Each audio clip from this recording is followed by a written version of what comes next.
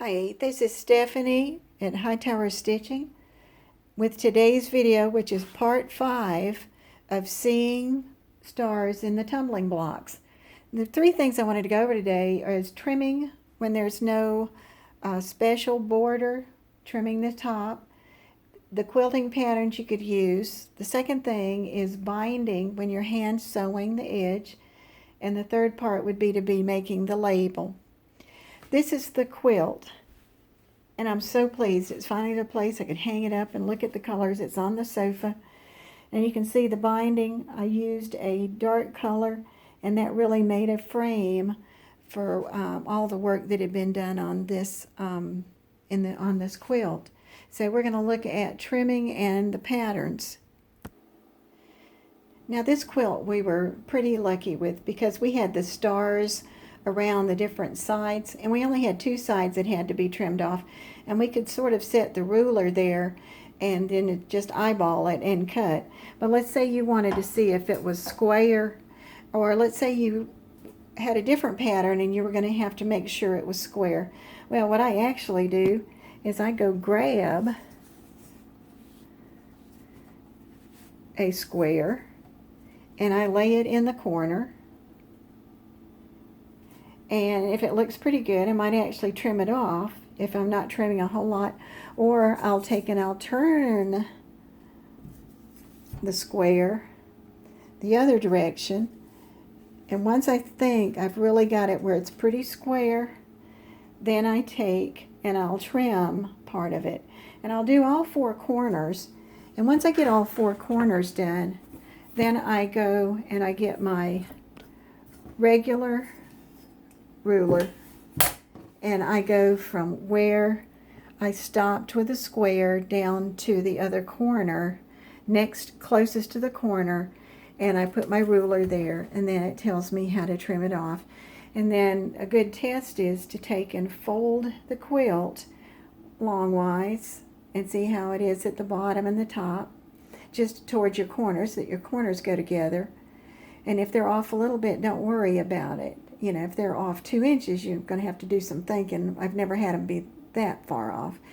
But then fold it the other direction and then see how the corners come together. And you might be really surprised at how well you've done. When I got ready to quilt, in the olden days when I just put it on the hoop, I just put it on there and I'd say, okay, what do I want to do? And I would start hand stitching, because that goes sort of slow, gave me time to think, and I could think where I wanted to go next.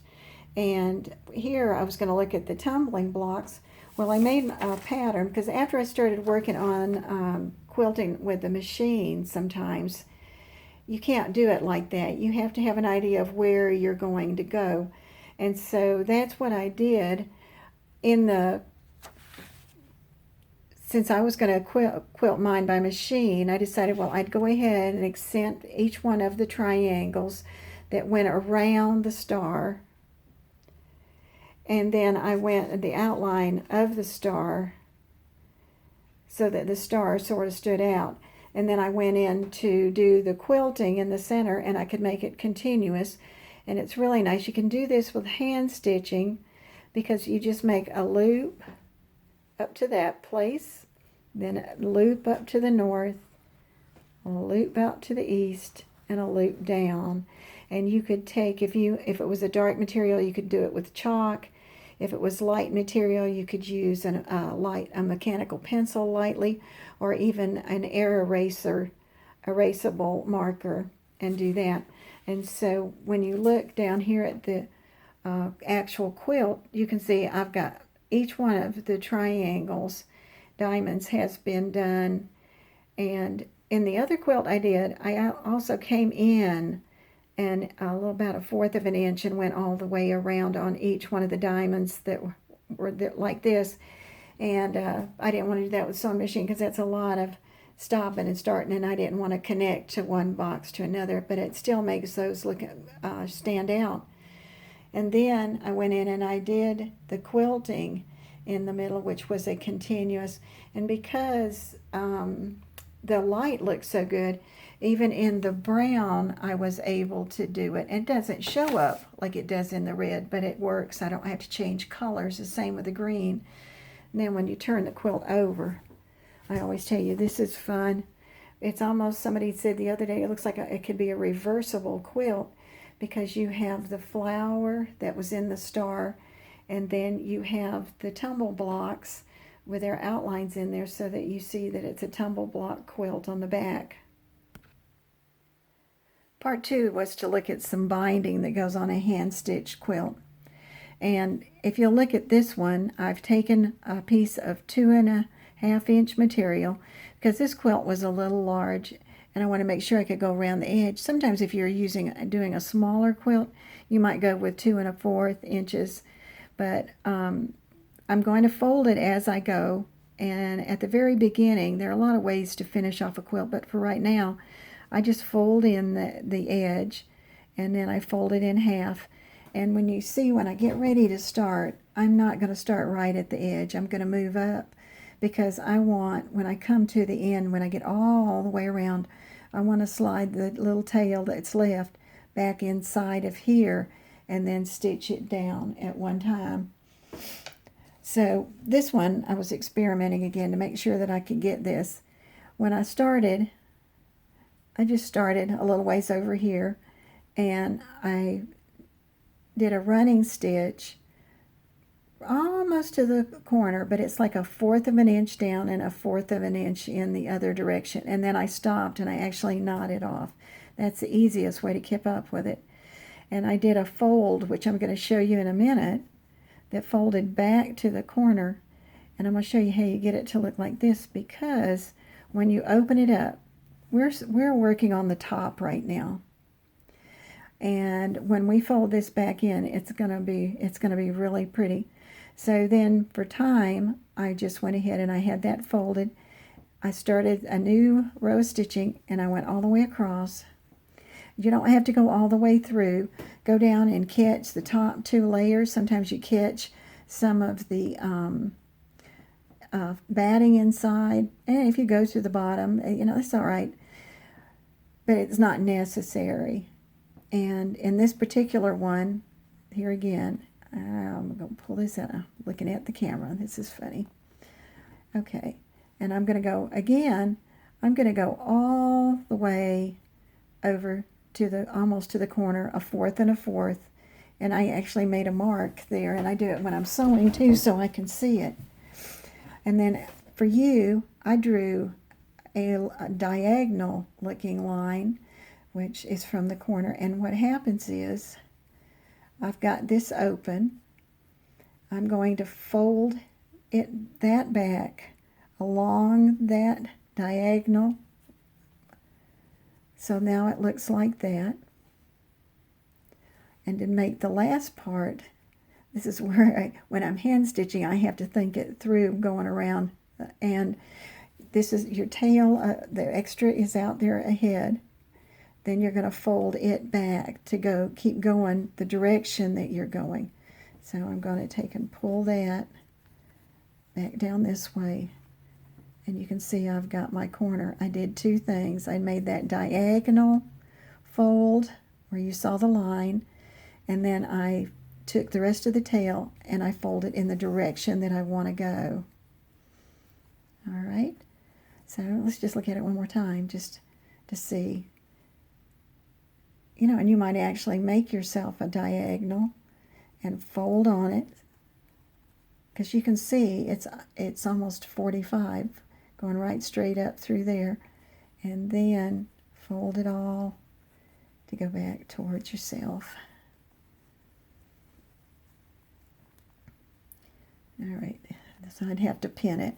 All right, now when I start up, I'm going to turn my material. I'm going to start right here, down about 1/4, and I'm going to stitch down to the next corner, and I'm going to repeat that again, all the way on all 4 corners. So let me go back here to this corner and show you that when I fold it back,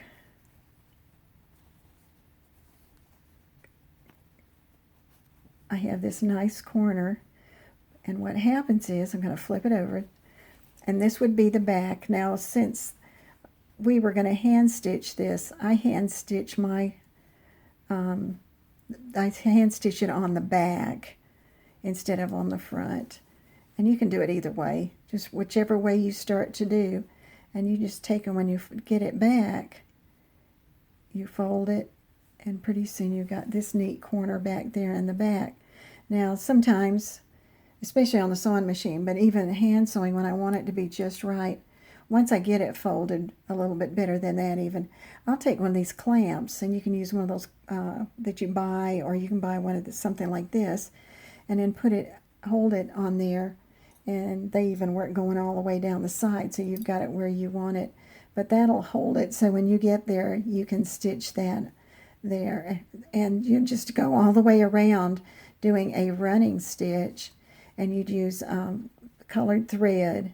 Now, you're not going to do a running stitch. You're going to do kind of a binding stitch where, I'm going to turn this around because I wouldn't sew it that way. I'd be sewing this way. I'd be holding the binding where I can control it.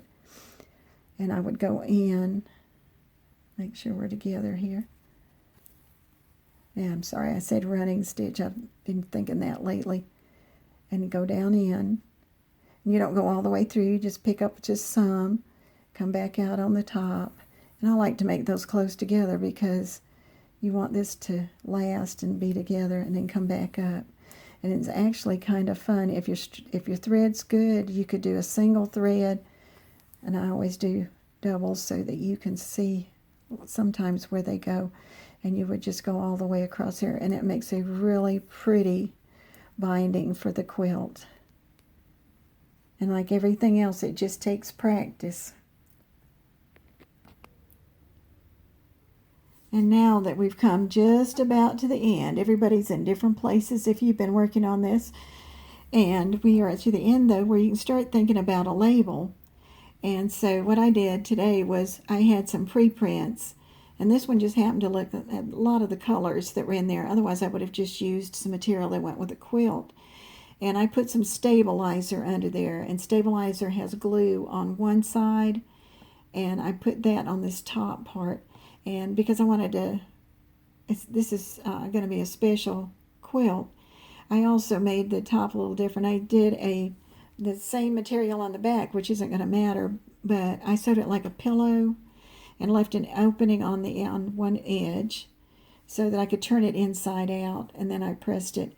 And that's going to be fun to sew on that quilt. So once I do that, the only things that you do is you need your material. You need something to stabilize your material so the threads won't move. Think ahead of time what you want to write. Like I'm going to do Seeing Stars, made by Stephanie Kimler Kitchen, Social Circle, Georgia, 2020. And so now I know I've got 5 lines. And what I have is an air erasable pencil, and I love this, and it always works. So I'm going to take and do 5 lines, and so there's my big title. And you might make them all the same size, and you might not. You might put a piece of notebook paper back there to help line up your ruler, but it's yours, and you can make it crooked if you want to. That's 2. 3, I keep talking and I can't count. Okay, that's 4, and that got off a little bit, and then there's 5. So now I've got 5, and those I have not had trouble in 2 years with that not coming out. Even when I heat set the pen when I get finished, and this is the one that's in the description. It's one that I bought at an art supply store, and you can buy online easy. You can buy a lot of things through Amazon and different places. This one comes with 3 different ends on it. It's 3 pins with 3, and right now I've been enjoying the 0.05, and so I set it, and I'm not going to do this in cursive this time. I'm going to do it in print. You know, little things that you need to think about. Seeing Stars. I wanted to put Seeing Stars in the Tumbling Blocks, but that was a little much. Made by. You go back to some of those elementary writing skills that you learned. And then I put my name, social circle, and 2020.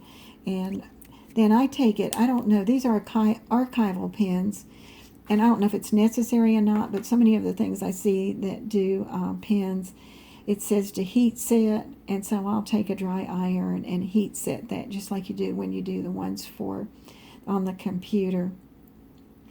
Well, that brings us to the end. You will probably not see another video for seeing stars. If you've stuck with me this long, you probably are seeing stars. But it's a great quilt, and I hope you enjoyed it. Thank you for watching. Any notes that I have will be added to the description, just like always. If you found this helpful or fun, please subscribe and hit like. And if you have a comment, a question, that would be great too. Thank you.